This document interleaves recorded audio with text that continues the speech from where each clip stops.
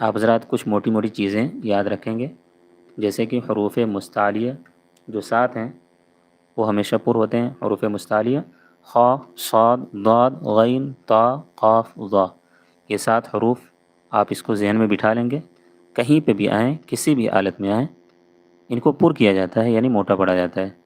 اور حروف قلقلہ جیسے یہاں پہ جیم ہے، اگر وقف کریں گے تو قاف ساکن ہو جائے گی، یہاں پہ بھی وقف کریں گے تو قاف ساکن ہو جائے گا، اور وقف کی صورت میں با ساکن ہو جائے گا۔